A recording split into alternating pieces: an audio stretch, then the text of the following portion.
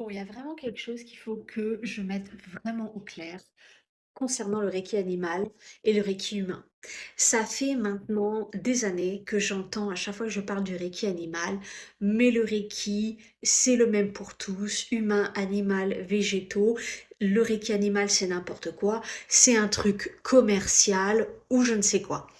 Aujourd'hui, j'ai envie de vraiment mettre les pendules à l'heure parce que je pratique le Reiki humain. J'ai d'ailleurs commencé comme ça et ensuite le Reiki animal avec maintenant 20 ans de pratique dans les 2 et je peux dire clairement que, le Reiki animal, c'est différent que le Reiki humain et d'ailleurs j'enseigne les 2 dans 2 cursus bien distincts qui ne sont pas du tout des copier-coller l'un de l'autre, avec des approches bien différentes. D'ailleurs, quand on se forme au Reiki animal, on n'est pas en mesure de faire du Reiki, pour les humains.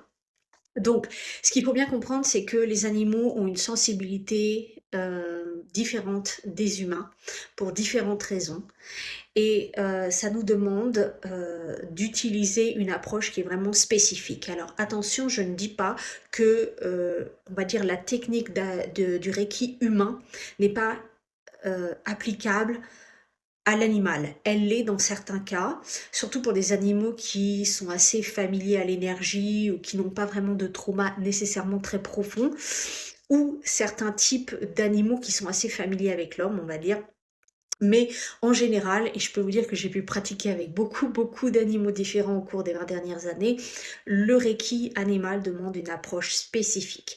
Et c'est tout ce que je décris dans mon nouvel épisode de podcast. Je mets une fois pour toutes les choses au clair, je t'explique pourquoi le Reiki animal, ce n'est pas du Reiki humain et pourquoi les animaux, dans une approche de soins énergétiques, demandent vraiment une posture, une approche qui leur est particulière.